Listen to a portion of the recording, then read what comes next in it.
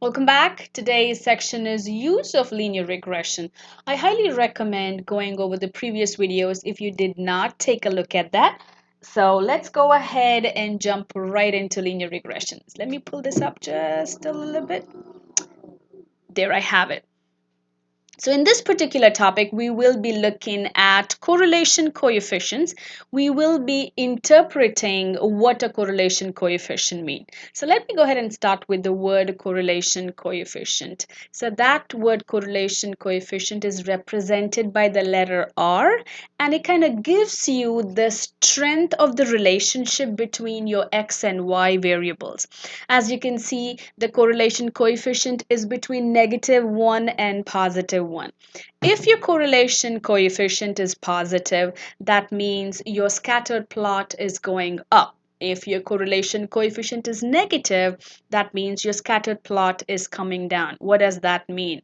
So if it's positive, when x is increasing, your y is also increasing. When x is decreasing, your y is decreasing. If it's negative, when x is increasing, y is decreasing, and when x is decreasing, your y is increasing.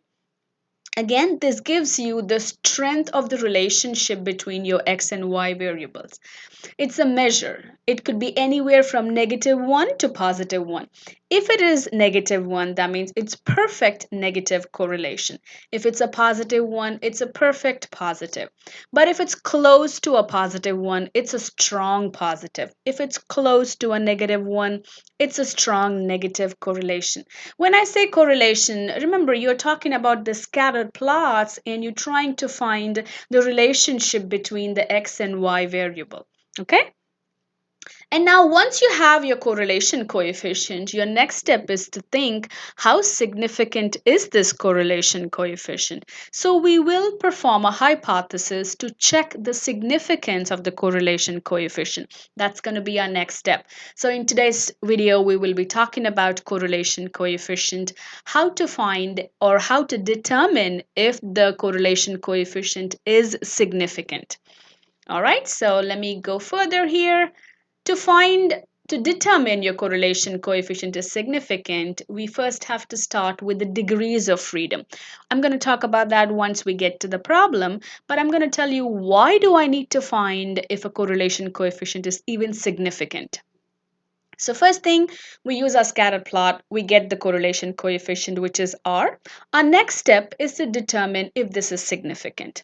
Now, if it's a strong positive, strong negative, that all makes sense. That gives us the measure or the strength of the relationship between the data.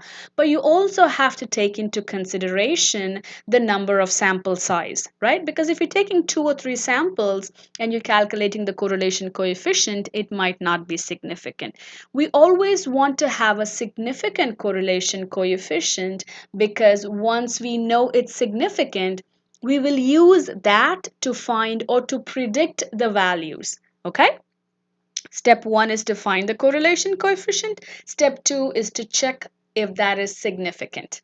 Again, the correlation coefficient values lie between +1 and -1. If it's strong positive, it is 1. If it's strong negative, if it is -1, it's strong negative. And if it's 0, that means the data values, the scattered plot is everywhere. This makes much more sense when we start looking into the problems. So positive value, like I said, when your R is positive, X is increasing, Y is increasing, X is decreasing, Y is decreasing. Let's take a look at the examples here. So this is my scattered plot. And as you can see, I have all my scattered plots here. It's a positive correlation because it's all going up. It's a negative correlation because it's going down. And on this side, you see that there is 0 correlation. All right. Okay, so determining the significance of correlation coefficient. Let me scroll this up here. The correlation coefficient tells us about the strength and the direction. Positive going up, negative going down.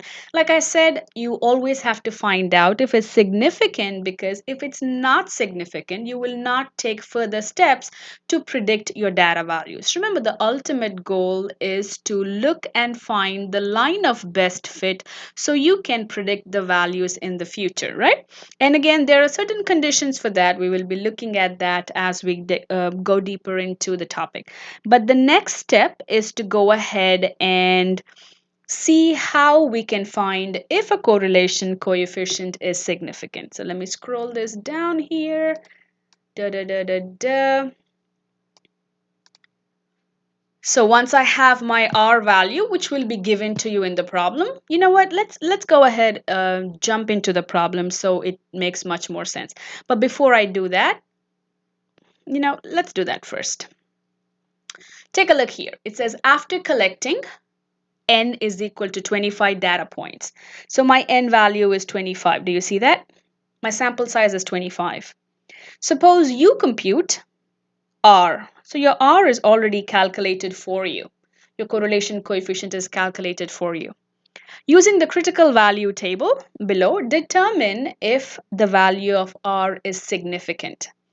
So we already calculated our correlation coefficient. Our next step is to see how significant is that.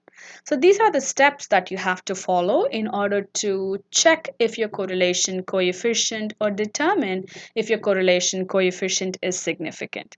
They're asking us to use the critical value table. The table below here, this table will be given to you at all given times. There's no way you can memorize this. So step one is to see what is your sample size. In my case, the sample size is 25. So let me scroll up here and write down what is let me go ahead and write that down. So my sample size here is 25, as you can see, right? Let me move this here. Bear with me here. I have a lot of things on my table. So my sample size is 25. The next thing you have to calculate is degrees of freedom. So the formula to calculate the degrees of freedom is n minus 2. So which is 25 minus 2, which is 23. So your degrees of freedom is 23. Again, your step one is to calculate or to look for your n value, which you did. Your step two is to go ahead and find your degrees of freedom. Your step three is to write down your correlation coefficient. So scroll up. Please make sure you have this PDF with you while you're watching the video so it makes much more sense. Again, so correlation coefficient was negative 0.558. So it's negative 0.558. Step one is to find the sample size. Step two is to find the degrees of freedom, which is denoted by df, which is n minus 2. Your step three is to calculate your step three is to write down, not calculate, write down your correlation coefficient. Now your fourth step is to go ahead, I'm going to scroll this down. Your fourth step is to go ahead and find your critical value. Remember what my degrees of freedom was? My degrees of freedom was 23. So this is 23 right here. Let me expand this. This is 23. And the respective critical value is right here. As you can see, for degrees of freedom 23, your critical value is 0.396. So let me go ahead and write that down. I'm going to scroll this up.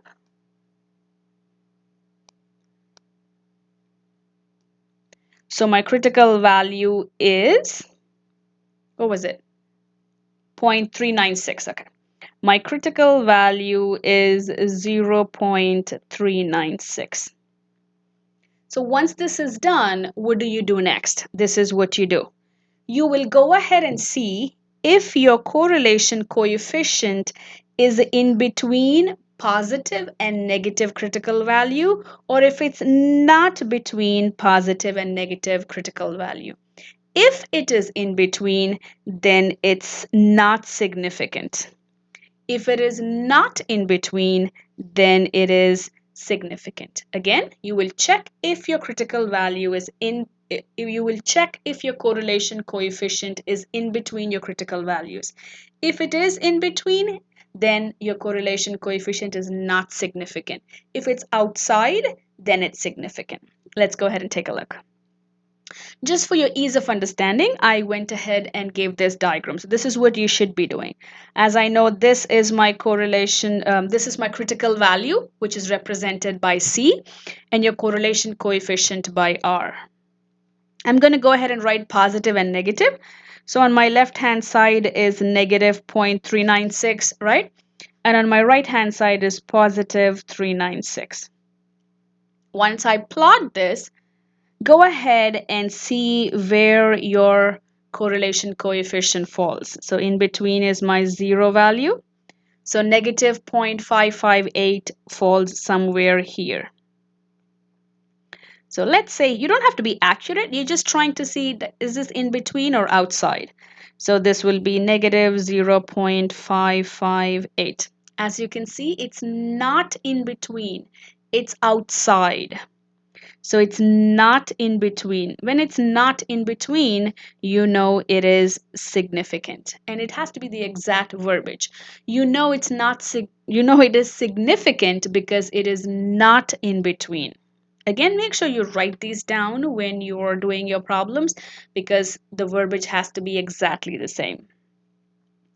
So I know it is significant because it is not in between. So definitely not this option, definitely not this option.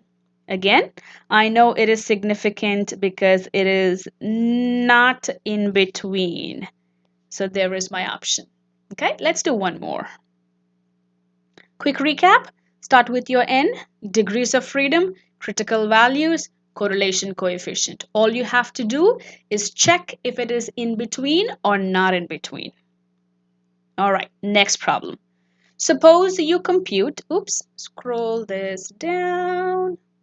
You know, I recorded my entire video without audio, so now I have to go back and do everything again. My feet are killing me. Suppose you compute R is equal to, so your R is already computed for you. So let me go ahead and write that down. My R is 0.37. Your sample size is 12, right? So you have your sample size, you have your R. What are they asking you to do? They say use the critical value table and can you tell me if the correlation coefficient is significant or not? Step 1 is to find the N. N is 12. So let me scroll all the way up. Okay, so my N is 12. Step 2, degrees of freedom, which is N minus 2. 12 minus 2, which is 10. So your degrees of freedom is 10. I did write down my correlation coefficient. Once I have these two, what do? I go back to my chart and find my critical value. So I'm going to zoom this in. This is 10. That's my degrees of freedom. And this is my respective critical value, 0.576. So there you have it, 10 and 0.576. As soon as I know that, I will go ahead and write that down. So my critical value is 0.576. Let me scroll this for you. 0.576. There you go. Right? So once I have that, what do? I expect you to do the same way in your homeworks as well. That way you're not confused and you know exactly if it falls in between or not. Once I have this, I write the negative of that on the negative side. I write the positive of that on the positive side. And here is my 0. Once I do that, my next step is to see where does 0.37 fall. So 0.37 is somewhere right here. Do you see that? So my 0.37 is right here. So if you look at it, my correlation coefficient falls in between my critical values. My correlation coefficient is in between. So when your correlation coefficient is in between your positive and negative, you know your R is not significant. So let's go ahead and pick that option. So I know this is not significant because it's in between. So definitely not this, definitely not this. It's not significant because it's between. Yes, that is my right answer. All right? Okay. Again, if you have any questions on this one, please make sure you contact me through Teams, or you can comment below in this video or email me.